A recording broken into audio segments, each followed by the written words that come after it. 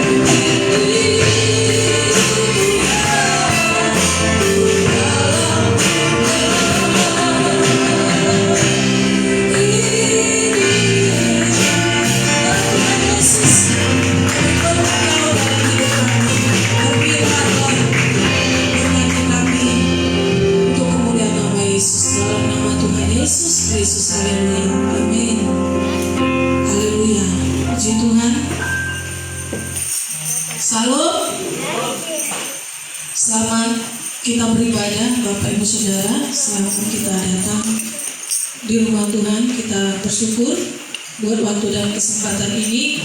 Ya, jangan lupa untuk selalu bersyukur.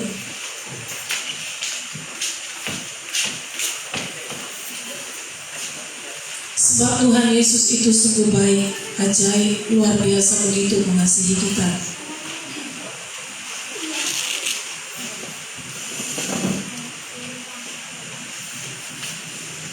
Firman Tuhan pada hari ini dari Roma 7 ayat 21 sampai 25. Saya beri judul berjuang melawan dosa. Ya. Roma 7 ayat 21 sampai 25 dengan judul berjuang melawan dosa.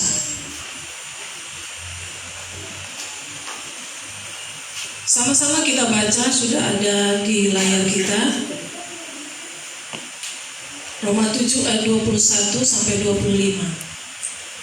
Demikianlah aku dapati hukum ini, jika aku mengendaki berbuat apa yang baik, yang jahat itu ada padaku. Sebab di dalam batinku aku suka akan hukum Allah, tetapi di dalam anggota-anggota tubuhku aku melihat hukum lain yang berjuang melawan hukum akal budiku dan membuat aku menjadi tawanan hukum dosa yang ada di dalam anggota-anggota tubuhku. Aku manusia celaka, siapakah yang akan melepaskan aku dari tubuh maut ini? Syukur kepada Allah oleh Yesus Kristus Tuhan kita. Amin. Haleluya. Hidup sebagai orang yang sudah ditebus Tuhan, kita yang sudah mengalami kelahiran baru, ya, itu tidak lantas membuat kita, ya, membebaskan kita dari segala potensi untuk berbuat dosa. Tidak otomatis, ya.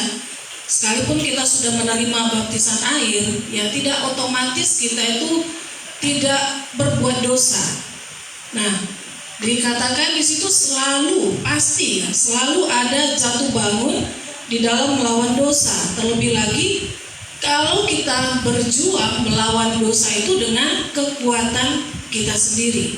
Nah, dosa itu seteru Allah, musuh Allah, dan juga musuh orang percaya, seteru orang percaya. Dan meskipun kematian dan kebangkitan Yesus, ya, telah mengalahkan kuasa dosa, bukan berarti hidup orang percaya, hidup kita sebagai orang percaya tidak waspada, ya, terhadap dosa itu. Nah, orang percaya terus-menerus harus berjuang melawan dosa sepanjang hidupnya.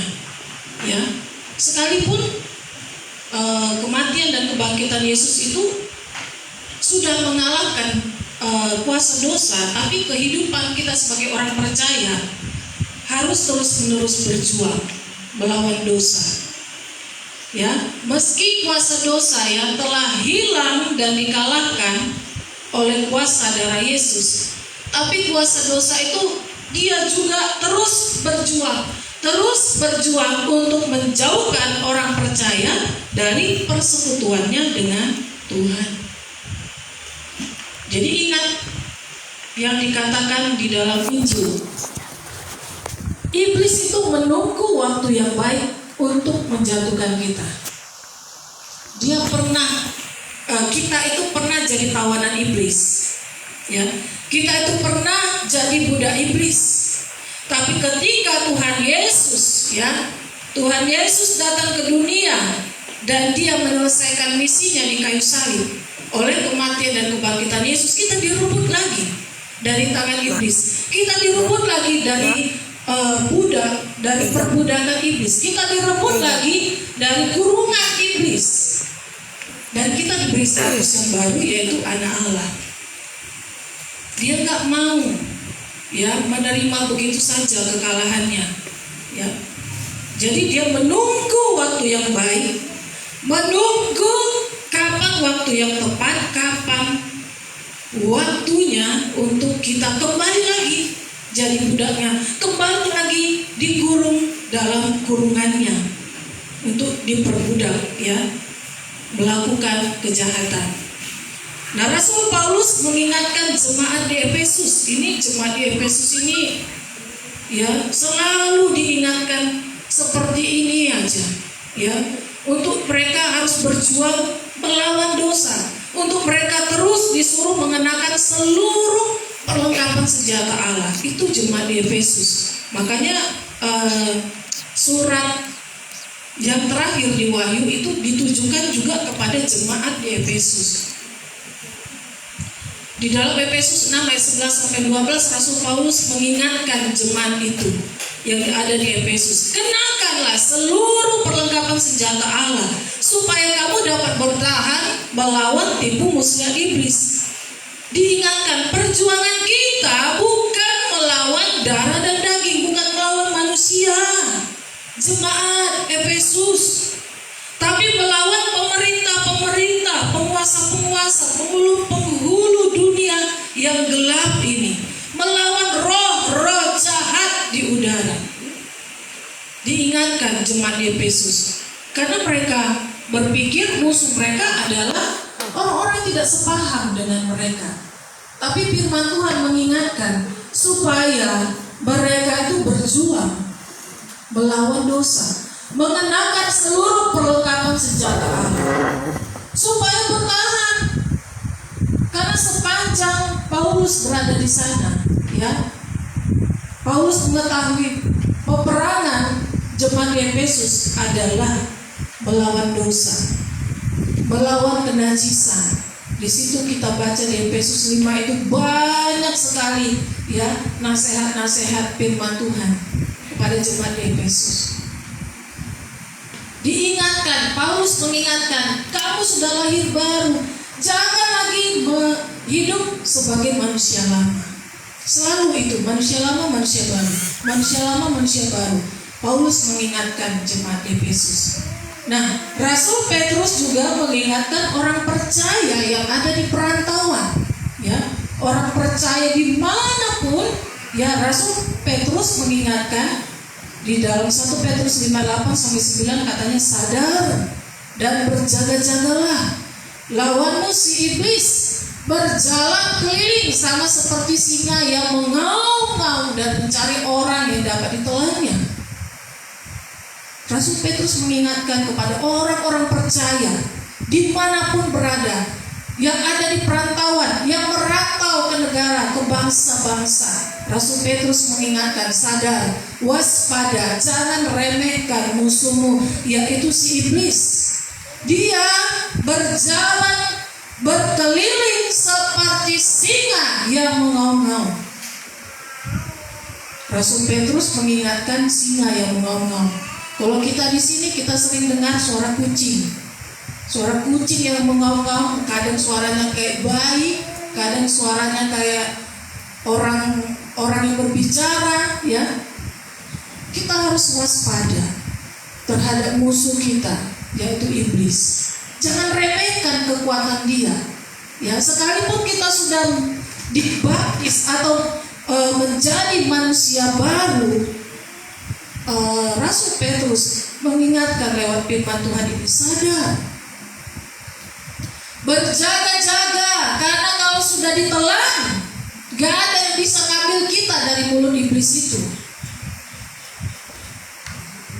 Nah, yang kita lakukan adalah lawan dia, lawan musuh itu, lawan iblis itu dengan iman yang teguh, dengan ketaatan, dengan kesetiaan. Sebab kamu tahu bahwa semua saudaramu di seluruh dunia menanggung penderitaan yang sama. Semua orang Kristen, semua orang percaya sama-sama mengalami penderitaan. Bahkan sama besar masalahnya sesuai dengan porsi masing-masing. Semua sama. Bedanya ada yang menang, ada yang kalah. Akhirnya menyerah dia kepada dunia, akhirnya menyerah dia kepada musuhnya, dan kembalilah dia jadi budak iblis. Melawan dosa bukan sekedar melawan kejahatan dari luar diri manusia, tetapi melawanan keinginan dalam diri, yaitu keinginan daging, keinginan mata, dan gangguan hidup. Dosa itu harus dikalahkan. Dosa itu nyata, dan Allah membenci dosa. Dalam 1 Yohanes 2:15-16 kata firman Tuhan, janganlah kamu mengasihi dunia dan apa yang ada di dalamnya. Itu peringatan. Karena jikalau orang mengasihi dunia, maka kasih akan Bapa tidak ada di dalam orang itu.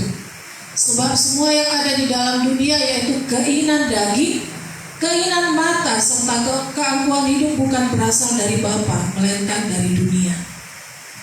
Itu diperhatikan. Ada dosa di 1 Yohanes 2:15-16, yaitu berupa keinginan daging, keinginan mata, dan keangkuhan hidup. Dan itu diperjelas lagi di dalam Galatia 5:19-21. Kira-kira di dalam daftar perbuatan daging ini, yang mana yang masih menempel, yang mana yang masih menguasai, yang masih mengikat kita, sehingga kita sekarang berjuang melawannya? Yang dikatakan situ perbuatan daging telah nyata, yaitu percabulan. Apakah kita melakukan percabulan? Mungkin tidak dengan orang lain, tapi lewat dunia maya, lewat pornografi, ya, itu disebut percabulan. Kecemaran, kita sudah mencemarkan, ya, diri kita. Hawa nafsu yang jahat. Penyembahan berhala. Kepada siapa kita lebih mengasihi, lebih cinta? Apakah kepada pakaian kita? Apakah kepada uang kita? Apakah kepada diri kita? Daripada kepada Tuhan? Sesuatu yang berlebihan, kasih yang berlebihan selain kepada Tuhan. Sihir, ramalan, ya, bentuk-bentuk horoskop, ramalan bintang, itu termasuk di sini. Perseteruan, selalu dia berselisih mulut, berselisih paham dengan saudaranya atau saudara seiman juga, ya. Perselisihan, ada iri hati, gak beres selalu dalam dirinya. Apa aja yang dilihatnya selalu dia iri, padahal sebenarnya udah ada sama dia, tapi iri dia melihat orang itu.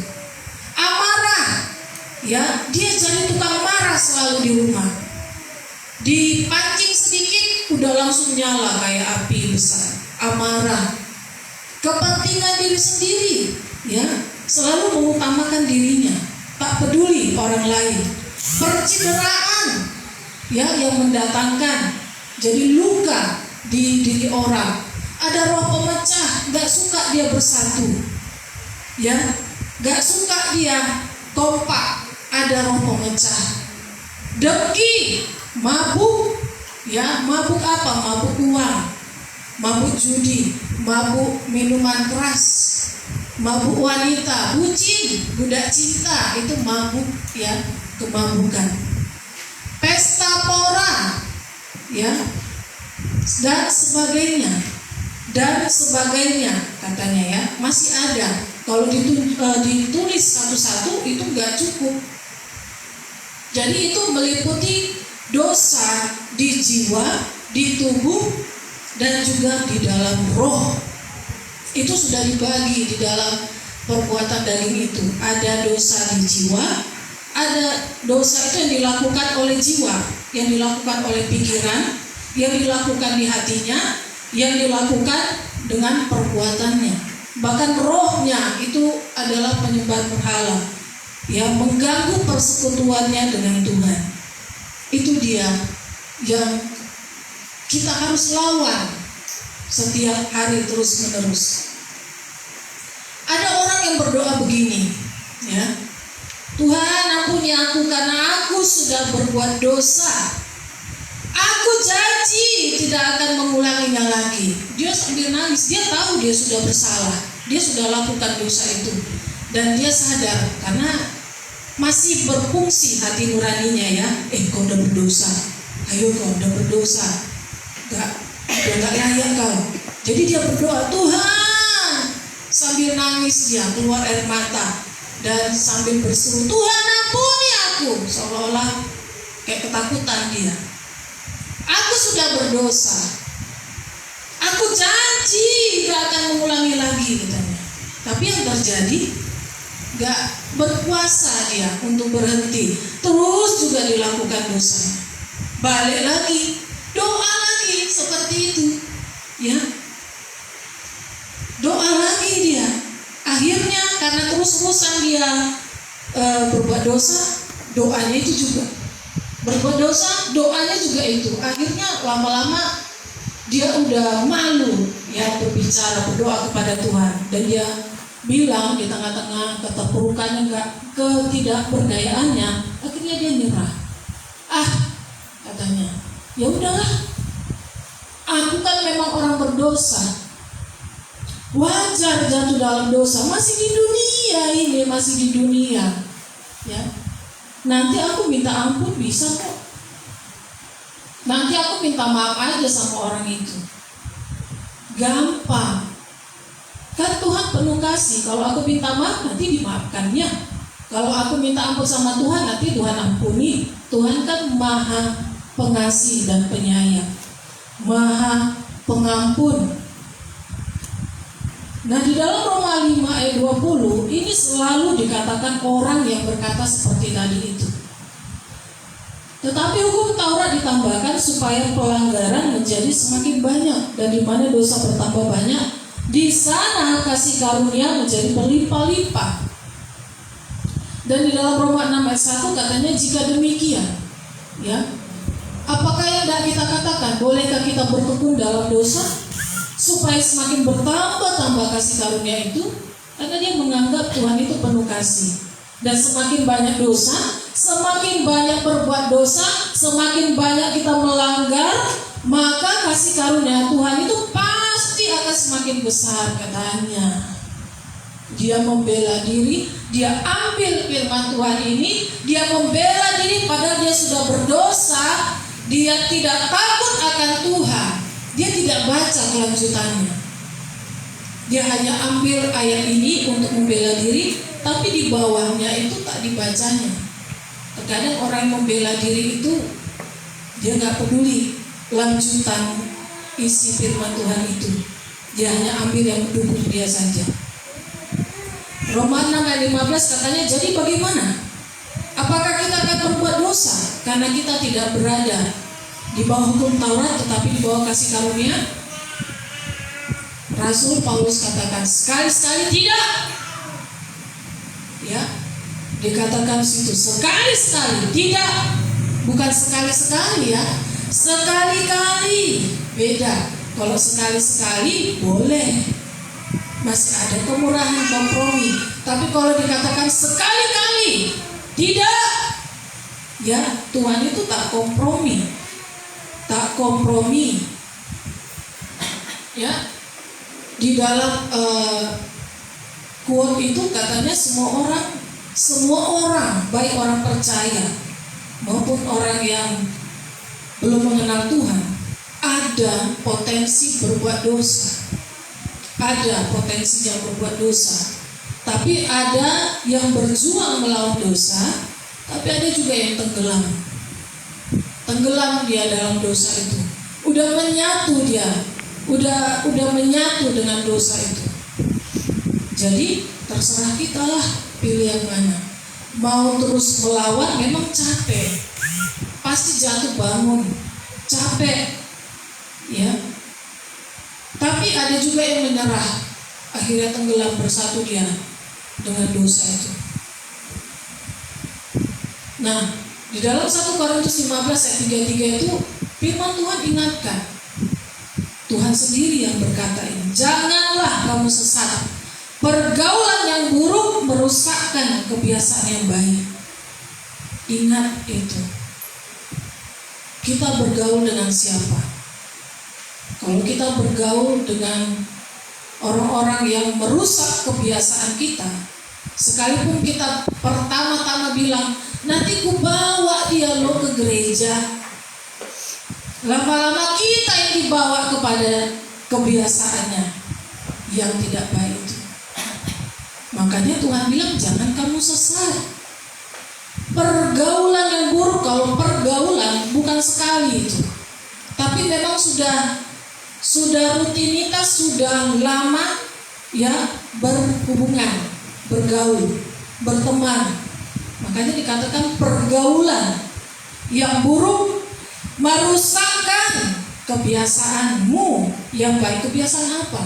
Kebiasaan yang mau beribadah, kebiasaan yang menjaga diri untuk tidak tercemar dengan dosa, kebiasaan untuk menjaga mulut untuk tidak berkata-kata yang kotor, kebiasaan untuk kita menjaga hidup kita di dalam kekudusan, kebiasaan untuk tidak berpoya-poya. Jadi jaga pergaulan kita. Dan di Galatia 6 ayat 7 katanya, jangan sesat. Allah tidak membiarkan dirinya dipermainkan. Karena apa yang ditabur orang itu juga yang akan dituainya. Jadi ada seperti ini yang kuat itu, dia katakan ada anak sekolah ini, atau ada seorang anak bicara sama mamanya, ya, aku janji gak nakal lagi. Kalau nakal lagi, aku janji lagi. Aku janji ma, gak nakal lagi. Kalau nakal lagi, aku janji lagi. Gak siap-siap. Ya kirain kalau nakal lagi, yaudah pukul aja aku, gak usah kasih uang jajan. Makanya seperti itu. Ya, aku janji ma, gak nakal lagi. Kalau nakal lagi, aku janji lagi, gak siap-siap. Coba kita bilang sama suami kita atau istri kita. Suami bilang sama istri, aku janji ma, gak buat gitu lagi. Kalau buat gitu lagi, aku janji. Pasti kita akan marah, ya. Dan kita pasti akan gak percaya lagi. Puji Tuhan, ya dikatakan di situ jangan sesat. Allah tidak membiarkan dirinya dipermainkan. Sedangkan manusia aja gak mau dipermainkan seperti itu. Apalagi Tuhan, Dia Allah yang cemburu. Apa yang ditabur itu juga yang akan kita tuai. Nah, 3 hal yang perlu kita perhatikan dalam perjuangan kita melawan dosa. Yang pertama yang harus kita ketahui, yang pertama itu jerat dosa itu mematikan. Ternyata Yakobus 1 ayat 14 dan 15 mengatakan, tetapi tiap-tiap orang dicobai oleh keinginannya sendiri, karena ia diseret dan dipikat olehnya. Dan apabila keinginan itu telah dibuahi, ia melahirkan dosa. Dan apabila dosa itu sudah matang, ia melahirkan maut. Contohnya seperti Adam dan Hawa. Firman Tuhan mengingatkan Adam, semua buah yang ada dalam Taman Eden ini boleh kamu makan buahnya, kecuali pohon yang ada di tengah-tengah taman ini. Kalau dia di sudut belakang, mungkin tidak akan diperhatikan oleh Adam dan Hawa. Tapi karena dia ada di tengah-tengah, seperti tembok ini, pasti akan kita lihat terus. Ada apalah pohon ini? Ya, Tuhan tidak katakan apa isinya, entah beracunkah, entah apakah, pokoknya Tuhan hanya bilang jangan kamu makan buahnya. Dipegang boleh, tapi jangan kamu makan buahnya. Nah, karena pohon ini ada di tengah-tengah taman, mata Adam dan Hawa, terutama Hawa, selalu berada di pohon itu. Dia penasaran, susah juga yang kepo ini ya. Susah yang penasaran ini. Harus tahu ya. Jadi karena pikirannya ke situ, karena dia selalu berpikir kenapa, pengen tahu, penasaran. Akhirnya dia mendekati itu pohon, dia dekati, dia kelilingi, dia lihat dari atas sampai bawah. Kebetulan dia berbuah. Ketika dia melihat buahnya, ternyata buah itu menarik, sedap dipandang. Ya, dan dia akhirnya ragu kepada Tuhan. Kok buah yang menarik, sedap dipandang, dilarang? Dia mulai ragu kepada perintah Tuhan. Ketika pikirannya sudah terganggu, datanglah iblis berupa ular tua menggoda Hawa. Dia dukung keraguan hatinya. Dan akhirnya dia terpikat. Ya, dia terpikat, diseret, dipikat oleh pikirannya. Ya, digoda lagi, coba pegang katanya ya. Dan dia pegang. Coba petik, dia petik. Coba makan. Akhirnya dia makan. Gak terjadi apa-apa. Bohong dong Tuhan. Ya, kebetulan Adamnya datang, suaminya. Dia bilang, aku sudah makan loh buah ini, gak ada terjadi apa-apa. Lihat, gak ada kan? Gak ada. Tapi ketika Adam menyetujui istrinya dan meragukan Tuhan, akhirnya mereka mendapatkan konsekuensi, yaitu diusir dari Taman Eden. Dan hidup mereka mulai dihitung usianya. Padahal sebelumnya mereka hidup dalam kekekalan bersama dengan Tuhan. Tapi karena suami tidak memberitahukan kepada istrinya tentang firman Tuhan, dan istrinya ragu kepada Tuhan, ya, istri juga yang membawa suaminya jatuh. Jadi suami harus kuat iman, harus kuat firman di dalam dirinya, harus beri firman Tuhan kepada istri. Doakan istri. Memang suami ini berperan sangat luar biasa. Memang benar-benar harus capek. Dia yang memberikan makan, mencari nafkah, ya. Dia juga ditugaskan untuk memberi makan firman Tuhan kepada istri dan anak-anak. Kalau lalai, itulah yang terjadi, yaitu goncangan di dalam keluarga. Makanya sebagai laki-laki harus lebih banyak tahu firman Tuhan daripada yang lain-lain. Karena firman Tuhan itu akan memberikan kehidupan dalam keluarganya. Jadi kalau wanita, kalau istri yang lebih kuat imannya, itu sama dengan seperti didorong dia, didorong suaminya, ayo, karena kan dia di bawah, levelnya itu nggak boleh berubah. Suami di atas nomor 1, istri nomor 2, anak-anak nomor 3. Jadi kalau istri yang lebih kuat imannya, dia mendorong lagi nih, ayo kita cari Tuhan, ayo. Dia sendiri pun nanti akan tenggelam karena nggak kuat. Kalau tidak kuat, tapi kalau dia kuat, berhasil dia membuat suaminya bangkit, dan dia berdiri dan dia menjadi kepala imam di keluarga. Gak bergeser, gak boleh bergeser nomor 2 jadi nomor 1, gak boleh. Karena rancangan Tuhan itu, berbahagialah laki-laki yang takut akan Tuhan, maka istrinya akan seperti pohon anggur yang subur dan anak-anaknya seperti tunas pohon zaitun. Bukan berbahagialah kalau istri yang takut akan Tuhan, itu beda lagi. Kalau istri takut akan Tuhan, makan kenyang di rumah, masak terus istri, ya, masak terus nanti mamanya, itulah kenyang di rumah.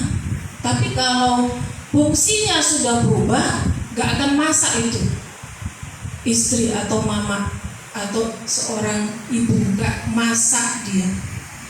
Karena apa? Dia yang cari nafkah, pasti capek, pulangnya pasti merepet, karena dia lihat gak beres semua. Dia berfungsi jadi suami, dia berfungsi jadi laki-laki, ya, itu sudah terbalik.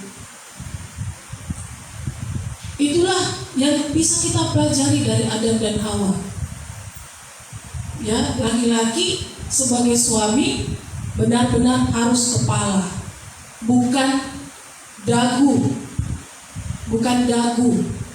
atau bukan punggung. Akhirnya jadi tulang punggung. Dia udah tulang rusuk, jadi tulang punggung lagi. Aduh, dibanting lagi. Itu sudah terbalik. Nah, dikatakan di situ jerat dosa itu mematikan. Karena bangsa Israel berulang-ulang kali jatuh dalam dosa dan melakukan apa yang jahat di mata Tuhan. Kalau bangsa Israel asli bisa jatuh, kita yang Israel rohani itu yang dicangkokkan sehingga menjadi Israel rohani, pasti juga bisa jatuh. Dan tidak ada seorang pun yang bisa bermain-main dengan dosa yang luput dari hukuman. Ada konsekuensi, dan setiap orang akan menerima upah sesuai dengan perbuatannya. Dalam Roma 8 ayat 13 katanya, sebab jika kamu hidup menurut daging, kamu akan mati. Tetapi jika oleh roh kamu mematikan perbuatan-perbuatan tubuhmu, kamu akan hidup. Itu sudah ada konsekuensinya. Undang-undangnya secara otomatis. Apa yang kita tabur, itu yang kita tuai. Kalau kita sering memberi, kita akan diberi. Gak mungkin kita akan diberi kalau kita jarang memberi. Karena terima kasih itu harus terjadi, dan itu undang-undang Tuhan dan undang-undang dunia juga. Jerat dosa itu mematikan. Dalam Roma 3:23 katanya, karena semua orang telah berbuat dosa dan telah kehilangan kemuliaan Allah. Dosa membuat orang percaya itu kehilangan kemuliaan Allah. Dosa itu membuat manusia itu terpisah dari Tuhan. Ada jurang yang sangat dalam sehingga tidak bisa dilompati oleh apapun atau diseberangkan oleh apapun, sama seperti kita lihat game-game itu. Ya. Ini ada nenek-nenek, dia menyeberang ke sana mau ke kamar mandi. harus menemukan mana jembatannya. Tidak seperti itu. Ya, game itu juga melihat yang ini. Dia membuat jadinya seperti sebuah game. Tapi ini tidak main-main.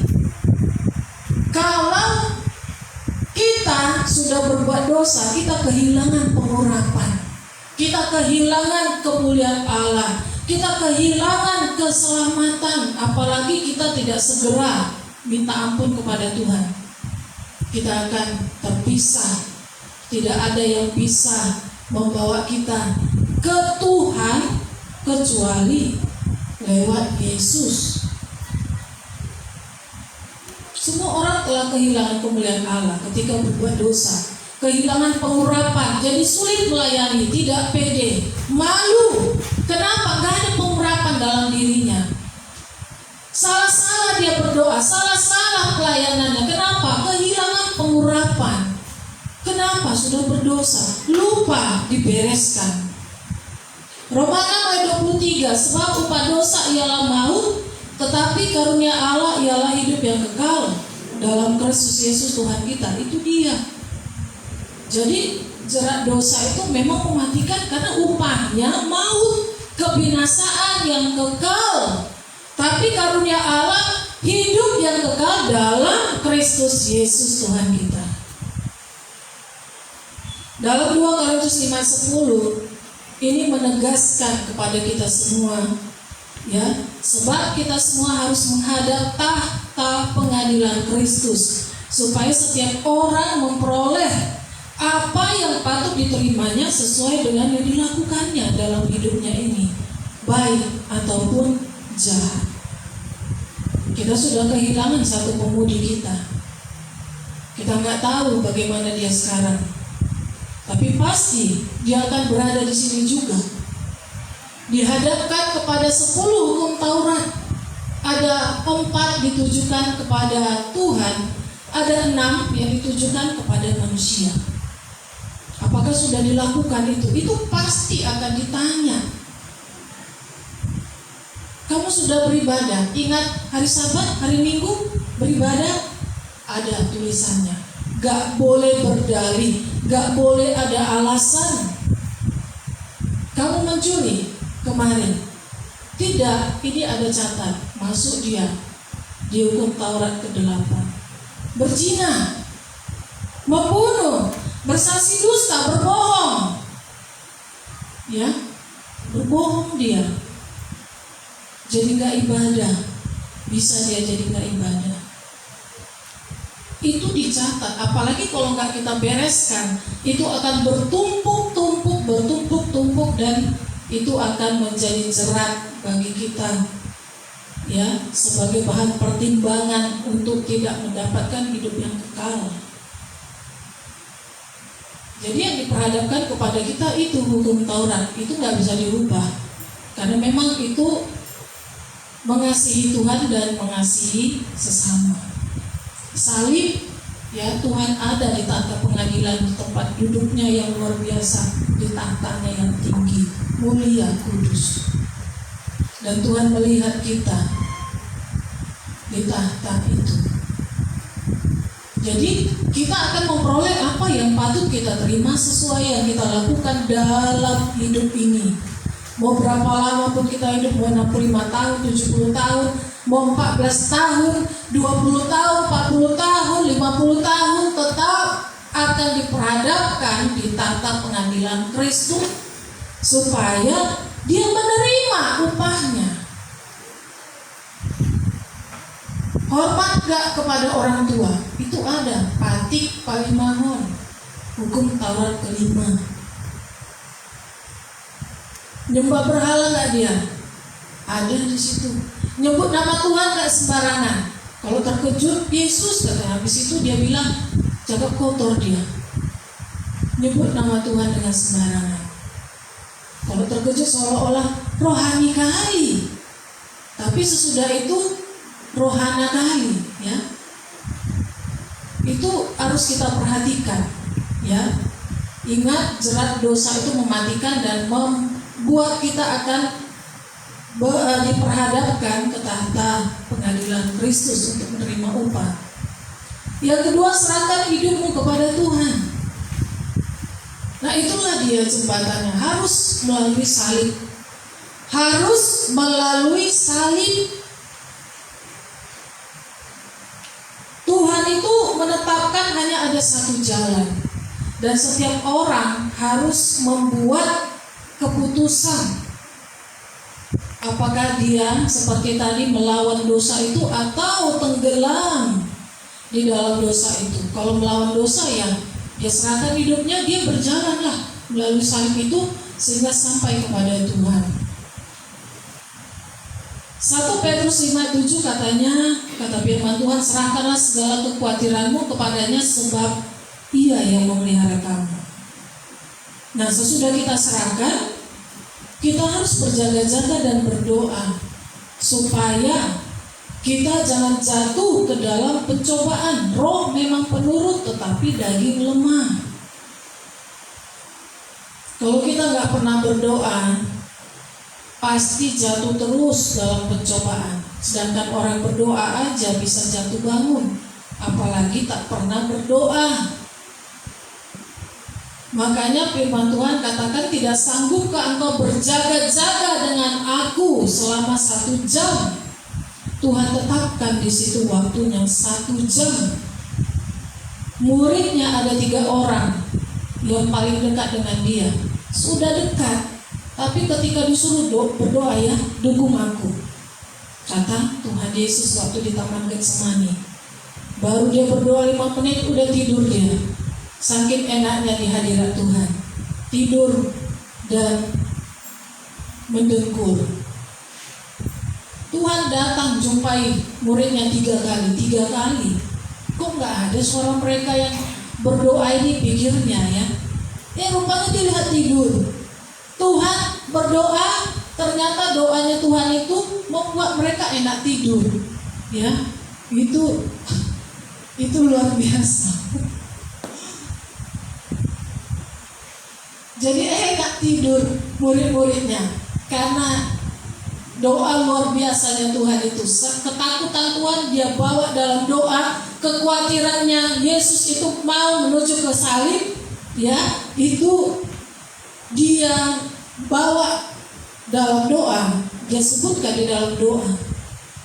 Seharusnya murid yang 3 ini, Yohanes, Yakobus dan Petrus ini, yang Tuhan lihat mendukungnya dengan luar biasa, harusnya sama-sama berdoa juga. Tapi itulah, enak sekali, saking enaknya dekat dengan Tuhan membuat mereka mengantuk dan tertidur. Jadi Tuhan marah situ. Gak sanggup berdoa 1 jam untuk aku. Tuhan bilang hanya 1 jam. Ya. Tapi yang terakhir katanya, ya udahlah, tidurlah kau terus. Tidurlah terus. Karena sudah terlambat, aku sudah mau diserahkan, katanya. Langsung sadar, ada apa.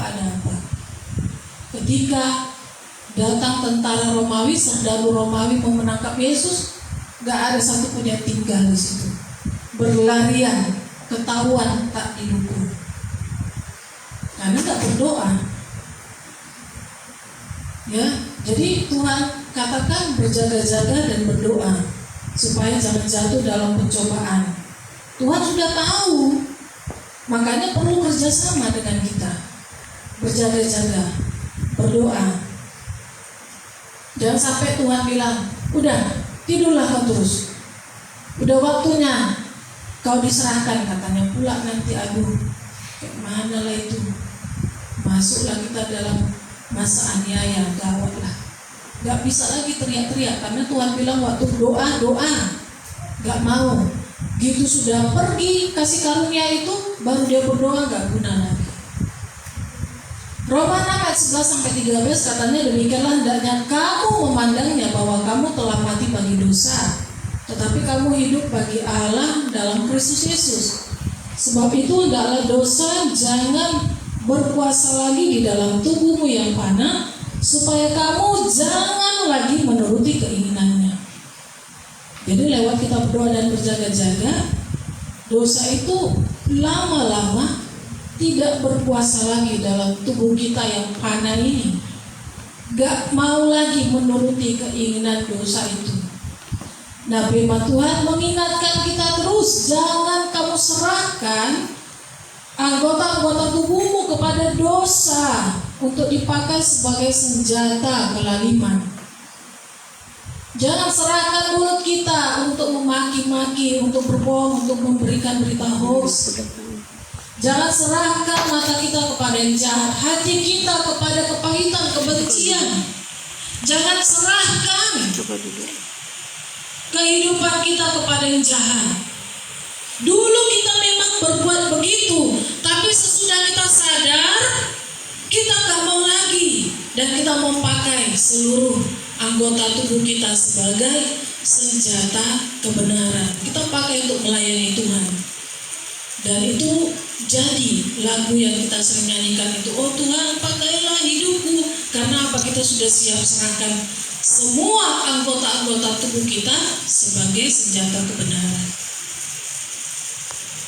Jadi Tuhan menciptakan kita untuk menjadi penyembahnya, jangan jadi penyembah setan. Nah, dikatakan di situ kita boleh melihat di situ ya keberadaan manusia itu ya dia tidak bisa melangkah ke Tuhan untuk mendapatkan hidup yang kekal karena dosa itu memisahkan manusia dari Allah. Ada neraka di bawah. Tuhan itu tidak bisa tinggal dengan orang yang hidup dalam dosa. Di gambar yang kedua itu ada penyesalan dan dia bingung ya, dia bingung harus bagaimana. Dia katakan celaka katanya, seperti tadi, aku manusia celaka, siapa yang akan membebaskan aku dari tubuh yang panah ini, dari dosaku ini? Karena nggak bisa dibayar dengan amal, dengan kesalehan, dengan pendidikan, dengan perbuatan yang baik tanpa Tuhan ada dalam dirinya. Gak bisa. Di gambar yang ketiga itu dia akhirnya mendengarkan firman Tuhan lewat Yesus. Ketika sudah terima Yesus, maka segala apa yang dia lakukan, ya, kesalehan, pendidikan, amal, perbuatan baik, itu dialaskan untuk kemuliaan nama Tuhan, dia akan bisa berjalan. Ya. Dan akhirnya di gambar yang keempat, dia melangkah bersama dengan Yesus, dia mengambil keputusan untuk menyerahkan hidupnya kepada Tuhan. Dia bisa melalui jurang yang sangat dalam itu dan bisa berjumpa dengan Tuhan Yesus di kekekalan. Begitulah perjalanan hidup kita. Ketika kita sudah melewati lembah maut dan kita dipanggil Tuhan, barulah di situ kita tahu sebenarnya kita ini sedang berjalan di mana. Disitulah dikasih tahu ternyata kita selama ini berbohong atau munafik atau palsu. Ternyata selama ini kita memang sungguh-sungguh walaupun banyak tantangan dan banyak air mata, dan kita berhasil berjalan bersama dengan Yesus menuju kekekalan. Itu luar biasa senangnya ya, luar biasa sukacitanya. Itu kerinduan kita ketika kita nanti dapat antrian dipanggil Tuhan. Biarlah kiranya kita berjingkrak-jingkrak karena kita melihat ternyata tidak sia-sia perjuangan kita selama di dunia. Ada kehidupan kekal yang Tuhan berikan kepada kita. Yang ketiga yang perlu kita ketahui dalam perjuangan kita melawan dosa, yang ketiga itu kasih karunia. Dan kuasa darah Yesus itu dahsyat. Ya, kita lihat Yesus itu menanggung segala dosa-dosa kita, perbuatan daging yang ada di dalam Galatia 5:19-21 itu. Tuhan tanggung di kayu salib. Dia tanggung di kayu salib. Dalam Efesus 1 ayat 7, sebab di dalam Yesus dan oleh darah Yesus kita beroleh penebusan, yaitu pengampunan dosa menurut kekayaan kasih karunia-Nya. Ibrani 9 ayat 14, betapa lebihnya darah Kristus yang oleh Roh yang kekal telah mempersembahkan dirinya sendiri kepada Allah sebagai persembahan yang tak bercacat. Itulah yang akan menyucikan hati nurani kita dari perbuatan-perbuatan yang sia-sia, supaya kita dapat beribadah kepada Allah yang hidup. Jadi kita harus ingat, kita nggak bisa dengan kekuatan sendiri. Kita harus meminta kasih karunia dan kuasa darah Yesus yang pertama sekali mengampuni kita. Baru kita bisa menang melawan dosa. Nah, kita harus sadar, kita ini adalah image of God, citra dirinya Tuhan, gambaran Tuhan, tapi jatuh dalam dosa karena Adam dan Hawa tadi. Karena Adam dan Hawa, rusaklah citra Allah itu, rusaklah gambaran Tuhan itu. Tapi karena kasih karunia Allah, karena Tuhan Yesus, karena kasih Bapa di surga, kita ditebus kembali melalui darah Yesus Kristus. Kita dicipta ulang lagi, kita diciptakan ulang lagi, tapi lewat pengorbanan Yesus, lewat darah Yesus Kristus, sehingga kita bebas dari kuasa dosa dan kembali memiliki gambaran Tuhan, citra, image of God itu. Tapi bukan berarti kita sekali lagi sama sekali tidak lagi berbuat dosa. Tapi ingat, kita dimampukan untuk menang melawan dosa. Karena apa? Ada kasih karunia, ada kuasa darah Yesus memampukan kita untuk menang melawan dosa. Memang ada waktunya gagal kita bilang tidak kepada dosa. Tapi bagi kita yang sudah menerima lahir baru baptisan air, manusia lama kita itu sudah mati, gak bangkit lagi. Itulah luar biasanya keuntungan yang kita peroleh ketika kita sudah di dalam Yesus, menerima baptisan air. Ya, manusia lama itu gak bangkit lagi karena udah dikuburkan di air. Seperti Tuhan Yesus ketika mati dia dikuburkan. Sekarang perjuangan kita supaya manusia baru itu terus menerus diperbaharui, ciptaan baru, kita ciptaan baru dalam Kristus ini, supaya terus menerus bisa diperbaharui. Kita dimampukan untuk menolak godaan dosa. Ingat, iblis itu tidak serta-merta mengikhlaskan kita lepas dari tangannya, tapi dia akan rebut kita kembali. Jadi Tuhan itu merebut kita, iblis juga mau merebut kita, mau merampas kita dari tangan Tuhan. Caranya ya dengan digoda. Tapi kita bersyukur ada Roh Kudus yang menjadi penolong, diutus oleh Bapa kepada setiap kita yang percaya di dalam nama Yesus. Itu luar biasanya. Makanya ketika kita menerima baptisan air itu tidak main-main. Nama kita saja sudah disandingkan dengan nama Tuhan Yesus Kristus. Tidak lagi hanya nama kita, nama lahirnya kita, tapi ada kepunyaannya. Kepunyaanku, kata Tuhan. Dan itu sudah tertulis. Bisakah itu terhapus? Namanya bisa, ketika kita menghujat Roh Kudus.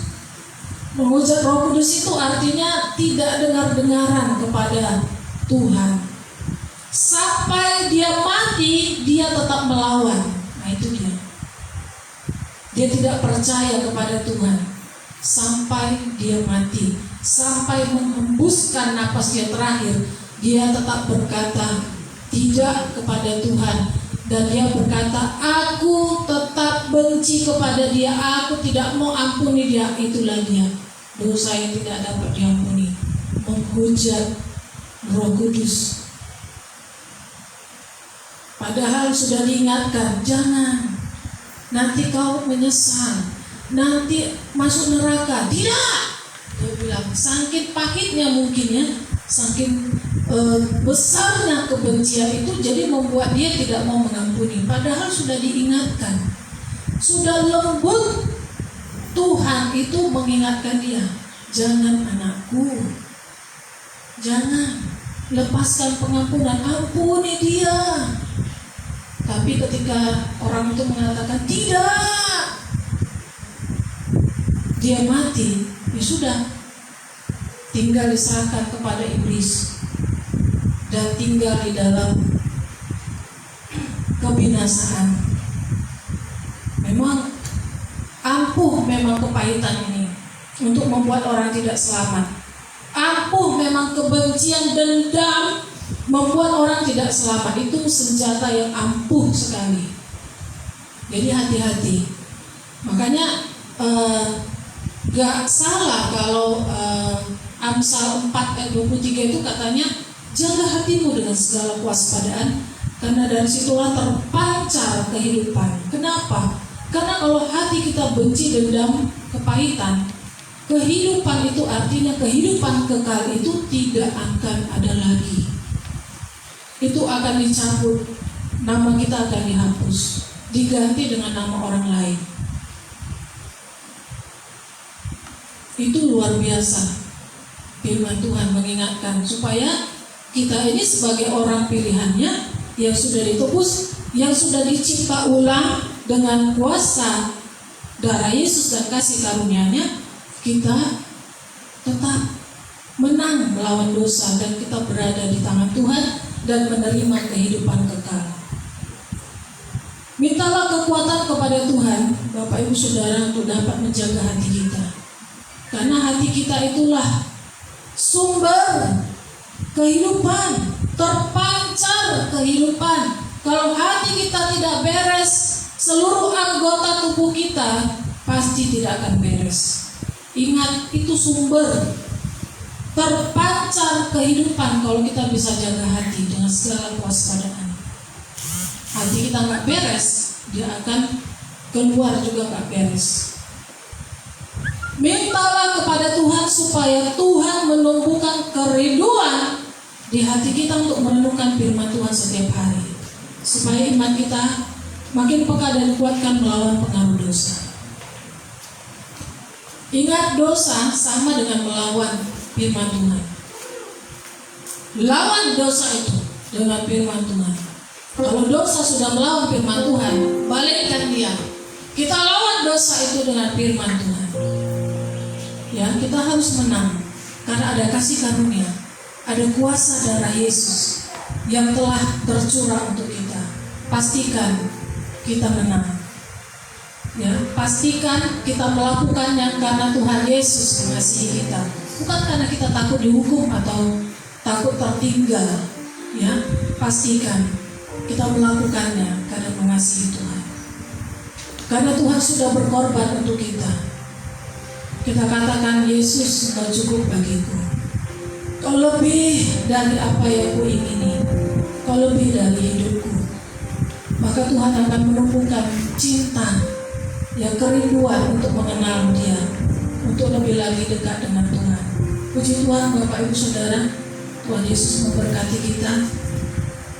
Tetaplah kita waspada, supaya kita tetap menang di dalam perjuangan kita melawan dosa. Kita mau melakukannya karena kita mengasihi Tuhan. Tuhan sudah baik kepada kita. Tuhan sudah mencurahkan darahnya untuk kita. Gak sanggupkah kita berjuang untuk melawan dosa? Mari kita bersyukur kepada Tuhan. Kita bangkit berdiri. Bapak-Ibu Saudara, kita mau berkomitmen kepada Tuhan, karena Tuhan sudah lebih dahulu mengasihi kita. Terima kasih Tuhan Yesus. Terima kasih Tuhan. Kasih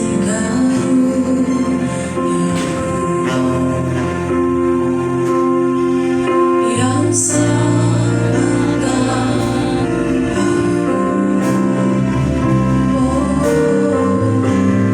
kasih